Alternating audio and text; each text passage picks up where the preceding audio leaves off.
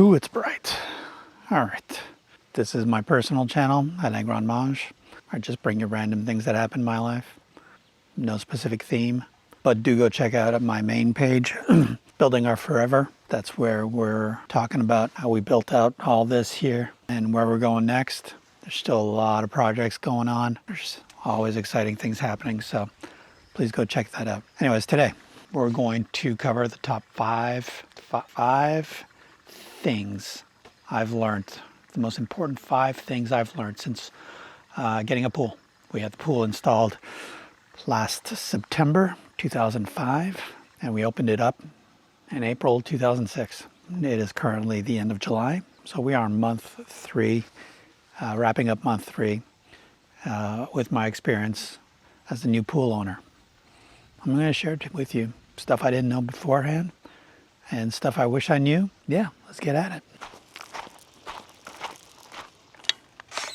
First, let me tell you about the pool. It is a Leisure Pools Wave 35 feet long. It is a solid fiberglass installation. That installation was cool.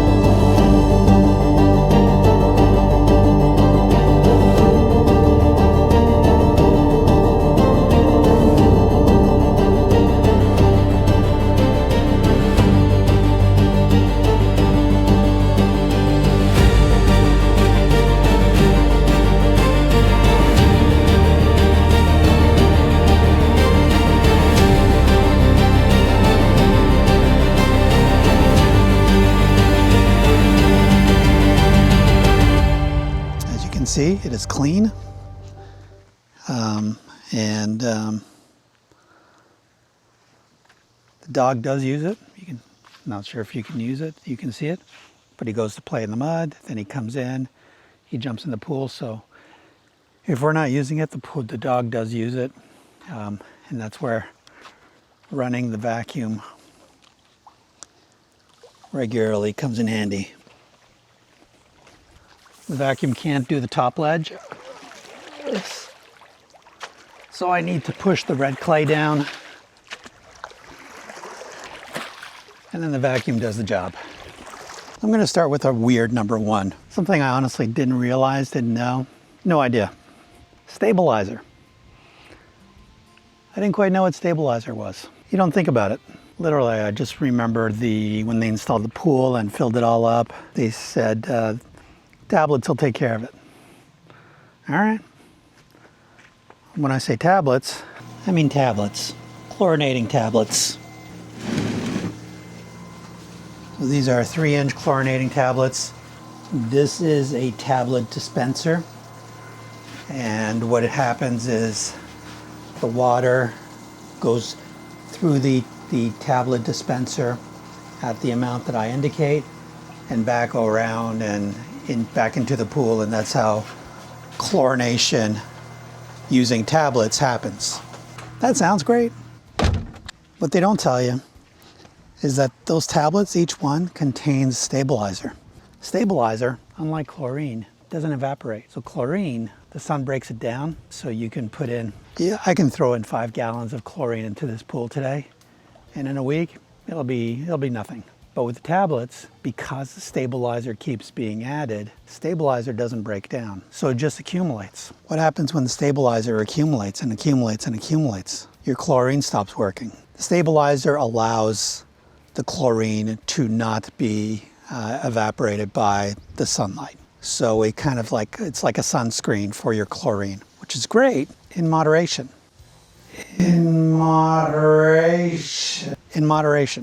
Too much stabilizer, your chlorine is so protected that it no longer can sanitize your water. And so when you do your chemical tests, it'll keep telling you that your chemicals are off balance. It'll tell you something's wrong, or it'll start getting cloudy. Algae will start growing, or something else will start happening that the chlorine is supposed to be taking care of, but it can't take care of it because the stabilizer is preventing the chlorine from working. The downside is there's no way to clean out stabilizer from your water. The only way to do that is to get rid of your water. People who live on municipal water, that's fine. You can empty out 1,000 gallons of water, pour that down the sewer, and just turn on the taps and fill it up with another 1,000. I'm on a well system. I can't do that. I can fill up 500 gallons before my well runs dry. All that water from the well goes through the house first, goes through our entire filtration system, and back into the pool. So I don't want to do that. The lesson I learned is that tablets are good conceptually. They're low maintenance. You throw in a couple of, 5 tablets per week, and they'll take care of chlorination during that week and make sure everything's nice and clean. The problem is that over months and months and months, that stops working. And that's a big deal because it's that sanitization that makes your pool safe. And by the way, I don't have a salt pool. I don't know how salt pools work. So whatever I'm saying doesn't necessarily apply to salt pools. I actually don't know. I'm just talking about sanitizer and chlorine. What I stopped doing is I stopped using the tablets. I turned off that thing that you saw where the tablets hold up, that the water goes through, and I just use liquid chlorine from now on. I might use the tablets if we go away for a week. I might throw in like 5 tablets and make sure that it's kind of working. But tablets, because of the sanitizer thing, I can't use it. I have a big thing of tablets right now that I can't use because I can't have my sanitizer. My sanitizer was up to 120 at one point. It's supposed to be around 40. And that's only after a couple months of using the tablets. The only way to get rid of that was that I had to drain the pool every now and then fill it back up every now and then. When we got large rainfalls and the water would go above the skimmer line, I would drain that. That helped. But it's all a matter of adding and removing water. You got to remove the water to get rid of the sanitizer. But once you get in the 40 range, honestly, find a way to keep it there. Stop using the tablets. They will raise your sanitizer. No ifs, ands, or buts. Second thing I learned, robots are a lifesaver.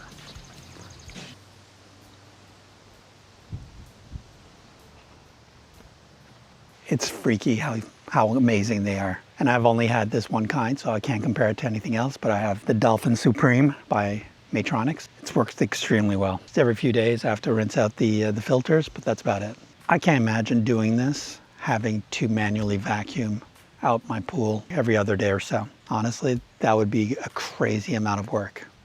So I can see how people who've owned pools for a long time and only have known needing to do that, how they've kind of hated their pools. I think I would grow to hate my pool if I had to do that. But look at this thing, right? How can you hate that thing? It's beautiful. So robots save you a bunch of time. Time's precious. Use your time for fun stuff, not vacuuming pools. Number 3, test strips will only get you so far. I tried. I honestly did. I manage my hot tub with test strips, and that's fine for a hot tub. Pools are a different beast. You invest hundreds of thousands of dollars in these things. Don't cheap out. This is what I use. It's the Taylor kit, K2006. I'll put a link to it down below. The Taylor kit was intimidating at first. I didn't want to learn how to use it. It just seemed overly complicated.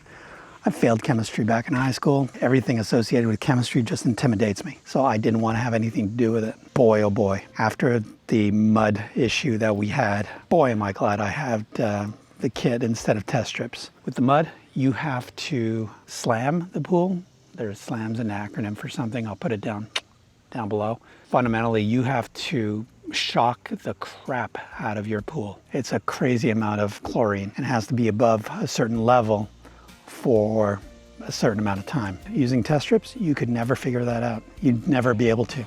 You can look at the colors and say, I don't know, a chlorine level is above 10, your test strip would be whited out. You wouldn't know what it's at. But with the Taylor kit, I can know exactly that my chlorine was after doing the SLAM, was at 26.5 parts per million. And then the day after that, it went down to 13.5. And the day after that, it went to, like I can tell exactly where it's at. But more importantly, and this is like a little bonus, I get a precise reading on not just chlorine, free chlorines versus combined chlorines. And there's an important distinction between the two. Free chlorines are what's available to sanitize your tub. hasn't been killed. It's there it's ready to sanitize. But you can measure combined chlorines too. And that tells you how the used chlorine, basically the chlorine that's already allocated for cleansing, they're not gonna sanitize anything more. So for example, if you have free chlorines of 3 parts per million, and your combined chlorines are 2 parts per million, your combined chlorines, your chlorine is struggling to keep up with the amount of cleansing that it's currently doing. Now, and I'll tell you, but the second bonus is that you pop these numbers in ChatGPT, it'll tell you exactly what to do. So, like I said, free chlorines 1.7, far too low. Combined chlorine are high. Normally you want 0.5 or less, like I said. pH is 7.4, that's perfect. Alkalinity 60, it's fine. CYA 70, elevated but workable. So way better than the 120 was at before. And it sounds stupid. I know people hate AI, and people on the comments below will say, you should just learn the science, idiot. And yeah, no, screw you. I'm not. I have this tool available. I'm going to use the damn tool. I pump the numbers into ChatGPT, and it'll tell me exactly what I need to add. So use the tool. Use AI, or don't. I do. Why wouldn't I? I don't understand how all these chemicals work and interact, and I don't understand the science behind it. Why would I pretend? Why would I experiment? Screw that. I have a tool. I'm going to use that tool. You think that makes me lazy? That's fine. I think it makes me smart. Okay, next. When I started doing the hot tub, you do chemicals, you buy hot tub chemicals, and you just kind of follow the rules, and it all kind of just works. Hot tub's pretty easy. It's about 600 gallons in our hot tub. Pool is about 14,000 gallons. Chemicals can get really, really, really, really expensive, especially if you have a situation that you need to slam the pool. That's significant. Understand that the chemicals you get for pH increaser or pH decreaser, alkalinity increaser, decreaser, whatever they are, theoretically, they're just chemicals. You can buy them. So I learned a couple of, they're not even secrets, just a couple cheats. One, to increase alkalinity, I use baking soda. Get a massive bag, put it over here, but get a massive bag of baking soda from Costco. $10 for 2 bags, 2 massive 15-pound bags or something like that. And that's your alkalinity increaser. You don't need any of the other stuff that goes in it. That's it. This is chemistry. There's not one type of baking soda that's better than the other. It's baking soda. So get yourself the cheapest baking soda you can get per pound. A pool like this, when the alkalinity is really low, I'm going through probably half a bag to a bag of alkalinity to get it back. If the alkalinity was at 0, it would take a full bag, maybe 2 bags, to get it back up to about 60, which is where I would need it to be. Don't spend money you don't have to spend. You work hard for it. Save your money. The other one is muriatic acid, which is a pH decreaser. Sure, you can buy a more expensive pH decreaser, or you can just get muriatic acid. It's toxic, it's corrosive. You don't want to drop it on your skin. It'll hurt and it could scar, but it's about $10 to $20 a gallon, basically, depending on where you get it. And it does the same job. Understand the chemicals that are used in for each one of these stages. And again, ChatGPT is what I use to kind of drive me in this direction. That's a massive lesson. Save your money. You work hard for it. And the 5th lesson, it's easier to spend 10 minutes a day making sure your pool is clean, scrubbing off any kind of accumulated dirt you might see, checking your chemicals every few days, upping your chemicals where needed, but staying on top of things is way easier than having to clean things up later on. A few minutes a day, come down here, check it out, visual inspection, does it start looking cloudy, and then have a discussion with ChatGPT or whoever. You'll be amazed what it can do. Stay on top of it. Don't ignore it. Don't think it's just going to work by itself. The sun beating down, certain it has impact on chemicals, and that will mess up whatever you think is working. Okay, that's it. Hope you enjoyed it. I'm not going to jump in the pool now. I got to go back to work. This was my lunch break. I'll share with you some videos of us enjoying the pool. Hope you enjoyed this. Let me know in the comments below. Thanks. Bye.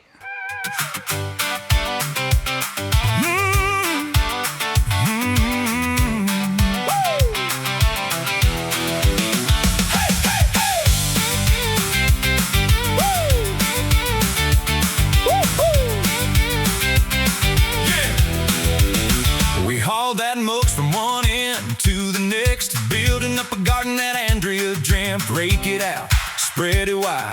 One more load on another hot ride. She's planting flowers, I'm breaking my back, sweating through another 50-pound sack. One look over and I already know we're almost done. Let's go, let's go. One more wheelbarrow, one more pile, one more honey, just another mile. I'm diving in, jumping out, running round and splashing out.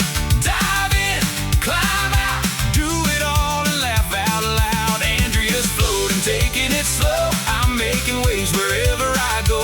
Dive in, splash around. Summer's never gonna slow us down.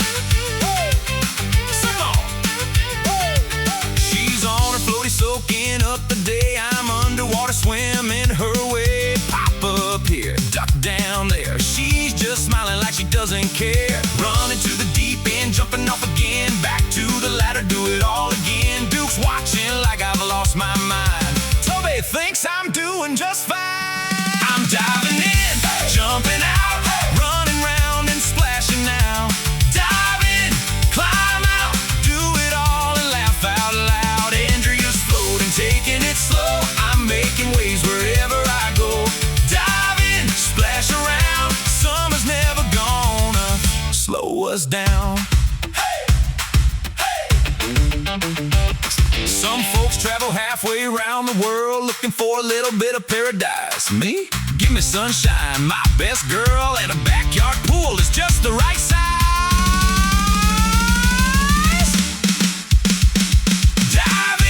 Jump out, acting like a kid somehow. Swim under, splash by, watch the clouds go drifting by. Garden's done, work can wait, nothing better on a summer day. Dive in one more time, living this little country life. One more dive, one more splash, one more laugh, maybe one more cannonball.